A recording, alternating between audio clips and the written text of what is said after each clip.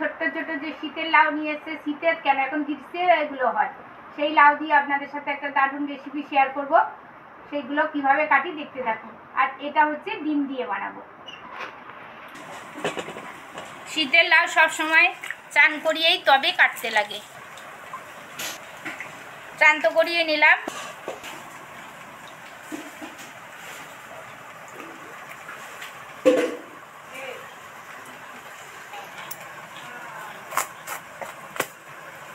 একদম ফ্রেশ কচি, একদম ফ্রেশ। এই শীতলাই রেসিপি একটা দারুণ হবে, মানে খেলে ভোলাই যাবে না। এটাও একদম ফ্রেশ।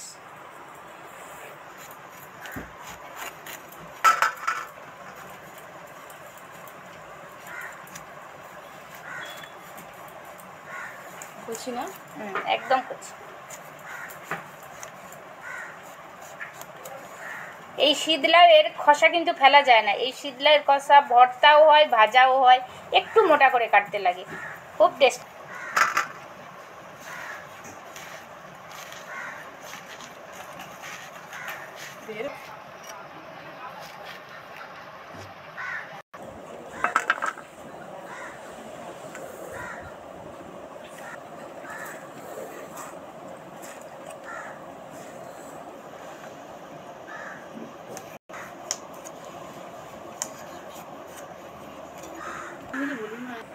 শীতলাগুলো ঠিক এই রকম টুকরো টুকরো করে, টুকরো লম্বা, একদম মোটা মোটা আলু ভাজার মতো কেটে নেব। বেশি পাতলাও করবেন না, বেশি মোটাও করবেন না, বেশি ছোট ছোট করবেন না। ঠিক এইভাবে সরু সরু করে সুন্দর করে গুছিয়ে কেটে নেবেন। মা যেভাবে লাউগুলো কেটেছে সেইভাবে ঠিক কাটবো না, এইভাবে আলুগুলো কাটবো, তবেই দেখতে ভালো লাগবে, টেস্টিও হবে।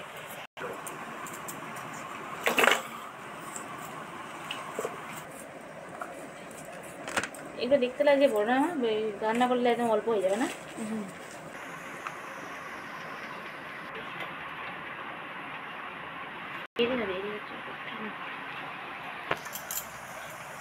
লাউ আলু তো কেটেই নিলাম, এবার টমেটোটা টুকরো টুকরো করে কেটে নেব। আলুগুলো ভালো করে কষলে কষলে ধুয়ে নিচ্ছি, এবারে জল ঝারিয়ে তুলে দেবো।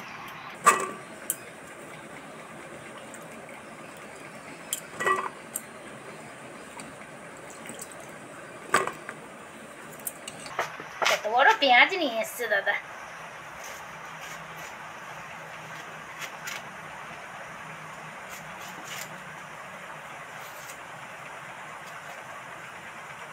সাদা পেঁয়াজ না মা?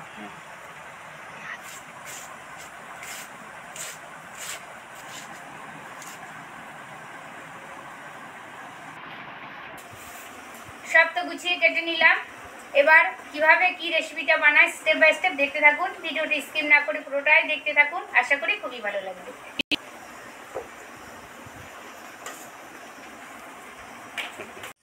সব তো গুছিয়ে নিয়ে চলে এসেছি, এখনো সব গোছাইনি, ডিম আনা বাকি আছে। নিয়ে চলে এসেছি, কড়া গরম হয়ে গেছে, কড়াতে অল্প পরিমাণে তেল দেব, ওই সামান্য পরিমাণে তেল দেব, আর তেলের মধ্যে একটুখানি নুন দেব।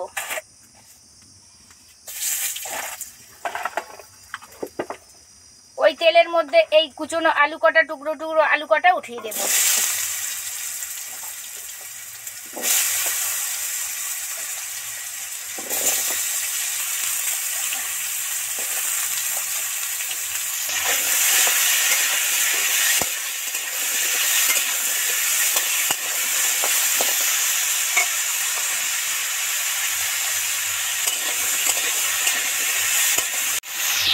আলু তো মোটামুটি ভাজা ভাজা হয়ে এসছে, এবার এর মধ্যে এই কুচনো শীতলা আর টমেটোটা উঠিয়ে দেব।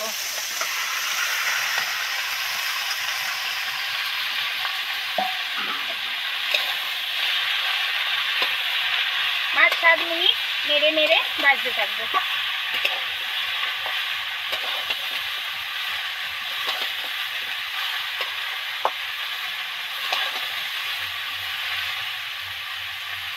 আর এর মধ্যে আর একটু নুন অ্যাড করবো, যাতে তাড়াতাড়ি লাউগুলো মানে সফট হয়ে যায়। আর একটু হলুদ গুঁড়ো,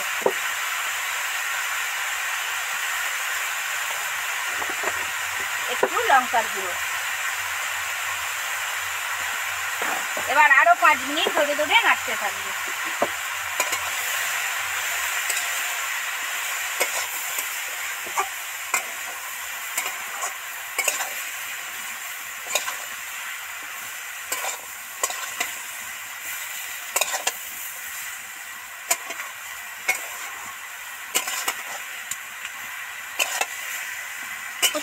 মোটামুটি ভাজা ভাজা কমপ্লিট হয়ে এসছে। এবার একটু জল দিয়ে দেবো। শীতলাউ তো অল্প জল দিলেই হয়ে যায়, মানে শীতলাউ থেকে জল বের হয়।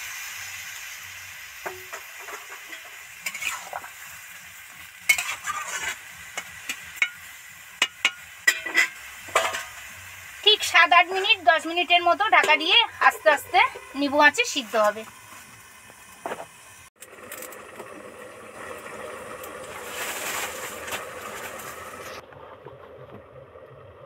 কি ভালো উনুনটা জ্বলছে। নিবু আঁচে তো 10 মিনিট বসিয়ে রেখেছিলাম, দেখবেন কতটা কমে গেছে, একদম সফট হয়ে কমে গেছে। কতটা কমেও গেছে, আর আলু আর শীতলাউ একদম সফট হয়ে গেছে। এবার ওটা নামিয়ে নেব।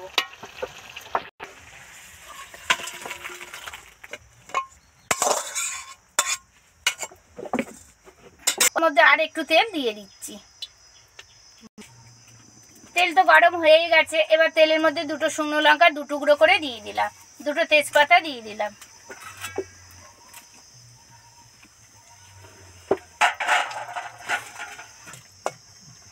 শুকনো লঙ্কা তেজপাতা তো লাল লাল করে ভাজা হয়ে গেছে, দারুণ ফ্লেভার বেরিয়েছে। এবার টুকরো করা পেঁয়াজ কটা তেলের মধ্যে দিয়ে দিচ্ছি।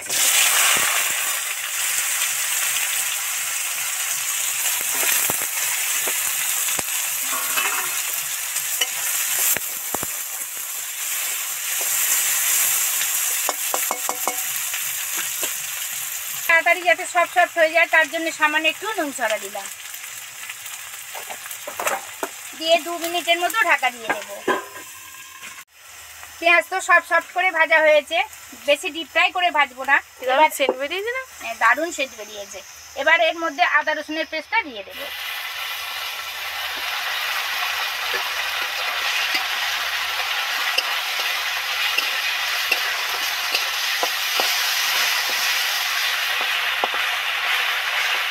টেস্টি হওয়ার জন্য একটু সামান্য তেলের মধ্যে চিনি ছড়া দিলাম। দারুণ সেন্ট বেরিয়েছে।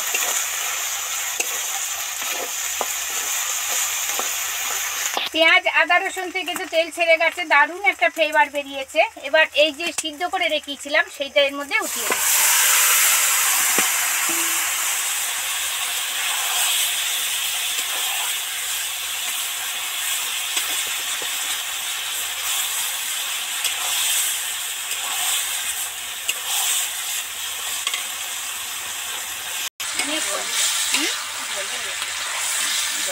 জল দিতে হয়, আলু তো সিদ্ধ।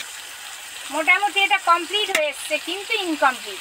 এটা নামিয়ে এবার ডিম দিয়ে কি করি দেখতে থাকুন।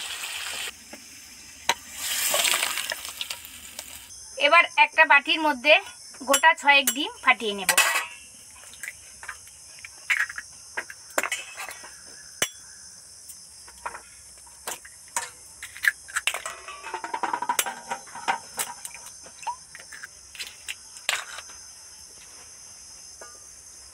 ফাটিয়ে তো নিলাম। ডিমের মধ্যে একটু সামান্য গুঁড়ো লঙ্কা,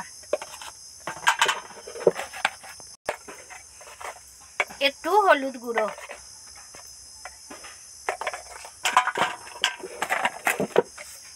সামান্য একটু নুন দিয়ে ভালো করে 2-3 মিনিট ফেটাতে থাকবো, যাতে সব কিছু নুন হলুদ লঙ্কা মিশে যায়।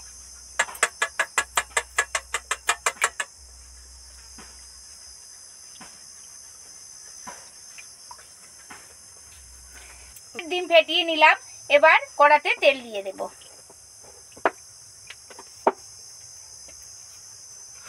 তেল তো গরম হয়ে গেছে, এবার কড়ার গায়ে লাগিয়ে নিচ্ছি। ডিমটা এর মধ্যে এবার ছেড়ে দেব। ফেটানো ডিমটা তেলের মধ্যে ছেড়ে দিচ্ছি।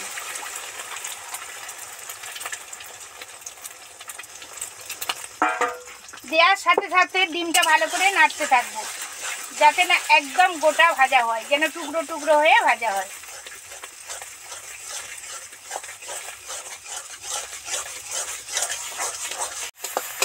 টুকরো টুকরো করে কত সুন্দর করে ভেজে নিলাম। দেখুন ঠিক এইভাবে ভেজে নেবেন, এরকম ছোট্ট ছোট্ট ছোট্ট ছোট্ট করে ভেজে নেবেন। মানে কাঁচা দেওয়ার সাথে সাথে আপনারা নাড়তেই থাকবেন, তবেই ভালো এরকম টুকরো টুকরো ভাজা হবে, নাহলে জড়িয়ে একটা বড় ডালা হয়ে যাবে। ভাজা তো কমপ্লিট হয়ে গেছে। এবার এর মধ্যে যে বানানো শীতলাউটা উঠিয়ে দেবো।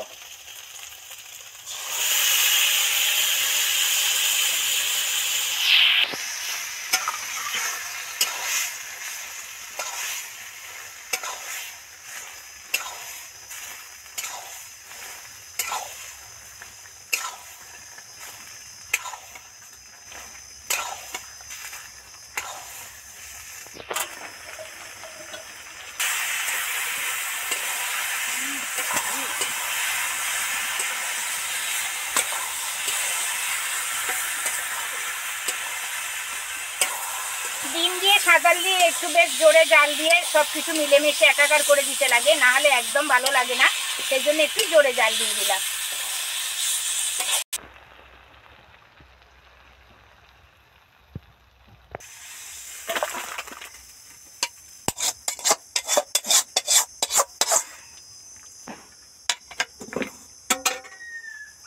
গ্রীষ্মের দুপুরবেলা শীতলাউ দিয়ে ডিমের রেসিপি তো আপনাদের সাথে শেয়ার করলাম। আমি ঠিক যেভাবে বানালাম ঠিক সেইভাবেই বানাবেন।